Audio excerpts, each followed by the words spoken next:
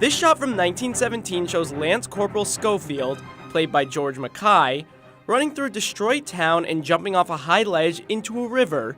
It seems like just one long, continuous take.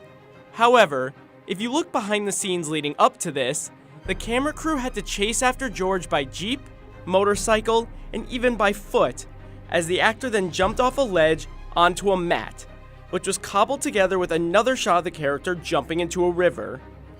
This is just one of the many crafty ways the filmmakers made the movie look like it is all just one single shot.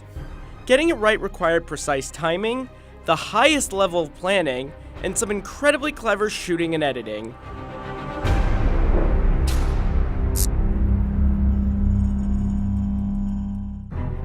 The entirety of 1917, a drama set during World War I, follows a pair of young soldiers trying to deliver a message to stop an attack.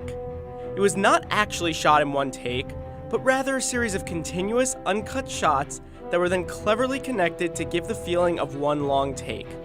While this has been done before, 1917 presented many new challenges for the filmmakers. One of the earliest examples of a one-shot film was Alfred Hitchcock's Rope. A more recent example is Birdman. 1917 pushes it a step further with its persistent action and the constantly changing terrain. It never uses the same location twice. Who was up for this daunting task? Cinematographer Roger Deakins. Deakins earned a reputation as one of the greatest cinematographers alive today thanks to his masterful work on movies like Skyfall and Sicario. He earned the Best Cinematography Oscar for Blade Runner 2049. I mean, this is not sort of style of filmmaking that is right for every film. It's a very particular film. Director Sam Mendes wanted to create an immersive experience and put the audience in the shoes of a British soldier fighting in World War I. Getting the camera right up in the soldiers' faces as they moved through long, narrow trenches was a major aspect of that. First off, because of all the long takes the crew would be shooting, 1917 required even more preparation than the average movie. For example, the crew built models of every single set, like this farmhouse that the two soldiers visit. Here is the model they built, and here's how it appeared in the movie. The models help the crew see how the overall scene should look. Take the scene where Schofield runs through a destroyed city. It was lit up by flares in the sky. Because the flares were the main source of lighting for certain shots in this scene, the crew needed to time exactly how long the flares would be in the air. So they tested it on a mini model of the city with a light contraption that traced which directions the shadows would move and how light would fall through the building's windows.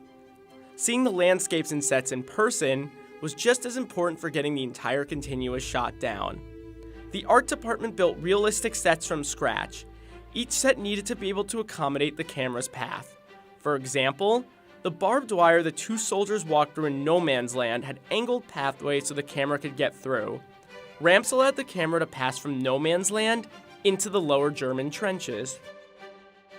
Meanwhile, tunnel entrances had to be the exact right length to accommodate the camera and their cuts. One window was built to come apart so that the camera could pass through it. Perhaps most impressive of all was the 5,200 feet of trenches the crew had to build. As some of the most action-packed and challenging shots happen in these narrow pathways, it was crucial to measure everything. Every scene had to be the exact length of the land. So, if a scene and shot lasted 8 minutes, it had to take exactly that long to get through that specific area. In an interview with Vox, Mendes said they wouldn't build a set until they knew exactly how long it should be. This required a lot of rehearsing. While all films require rehearsals, the process for 1917 was much longer and more rigorous. According to Deakins, on most films, these rehearsals can take place the day of shooting, but for 1917, walkthroughs were happening well in advance. They started rehearsing at Shepperton Studios near London and then moved to the sets. Every single line of dialogue had to be rehearsed on location. The whole process of blocking and rehearsing scenes went on for 4 months. Once they had gotten the lay of the land, measured everything out, and made sure every actor knew their lines and hit their marks, it was time to start shooting. There was another crucial step in pulling off this illusion. The camera could never move backward, only forward, as the characters had a starting point and a fixed destination and could never go back. One solution for that letting the camera move 360 degrees. This allowed the crew to constantly move forward and follow the characters without making a visible hard cut. Productions of this size call for heavy equipment, but how was the crew supposed to deal with cameras that needed to be mobile? The solution: a new model of high-definition camera that was much lighter and smaller than usual.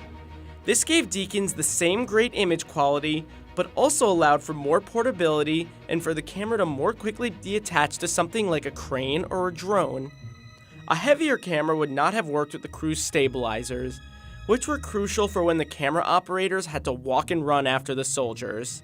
Creatively, Sam and I talked about it. We wanted the camera to be quite steady.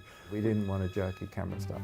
One can understand why the camera needed to be light, as there were cameras running along wires to capture shots like this one, where Schofield jumps across a broken bridge. The camera also traveled on wires for its trip through no man's land. It could very easily be unhooked from these wires by a camera operator. Schofield's journey downriver was captured mostly by a crane. A part of the sequence in which the character drops down an 18-foot set of waterfalls was shot by attaching the camera to a drone. The constant movement created another big challenge: lighting a scene. They did use some artificial lighting, like this 50-foot tall light tower that was dimmed to create the color of fire and meant to light up the entire ruined village.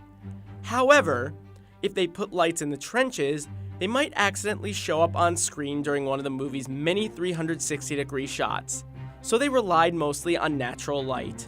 Cloudy days were more optimal than sunny days, as sunny days meant more shadows. I'm looking at all my weather apps to see when it's going to cloud over. And then, is that cloud going to last long enough to do a 5-minute take? And because the movie took place in real time, the lighting had to look consistent. Even a little too much sun in the sky meant production had to shut down for the day.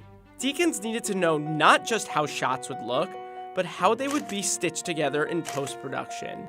Deakins and Mendez found subtle ways to make those cuts without the audience knowing. This would also help editor Lee Smith immensely. Sometimes an object would block the frame. Shots where characters traveled through doorways or entered a bunker also allowed for easier cuts. Take this shot, where the two main characters walked through a black curtain. Other shots required even cleverer transitions. In one thrilling sequence, Schofield runs through a burning city and jumps off a ledge into a river. If you look at the same shot behind the scenes, you'll see George running through that same city and jumping off the ledge, but instead of a river, he jumps onto a mat. With the help of some visual effects, the editors were able to seamlessly stitch together the character jumping off the ledge and into the rapids. And to capture him even getting to that point, the camera crew had to make sure they were completely in sync with the actor's every movement. Some parts of the maze-like sequence involved chasing after him with a camera attached to a motorcycle. For the big leap, they needed to attach a camera to a longer, more flexible crane. But nothing quite matched the challenge of pulling off the climactic sequence in which Schofield runs alongside a trench in the middle of battle. Getting this shot was a huge endeavor. We started on a 50-foot Technocrane that was armed in from, say, as we're facing George, from the right-hand side. It climbs up the trench with him as the camera's booming out on the arm. He hesitates at the top of the trench. Then the camera's taken off that Technocrane because the camera's basically on a stabilized head called a stabili, surprise, surprise. Then they hook it onto another Technocrane, and that Technocrane is on the back of a tracking vehicle, and that's already slowly moving back. So as they hook it on, it's all one move. That moves back. George speeds up and starts running. Meanwhile, the two grips that did that are in costume, so they find a way around to be able to come across the back of the shot, and you don't see them until that point in costume. And they were quite glad because they got money for being extras that day. Once the camera was on the truck, it had to follow George as he ran for about a quarter of a mile. Meanwhile, they had explosions going on in the background. According to Deakins, they only had enough explosions for 4 takes.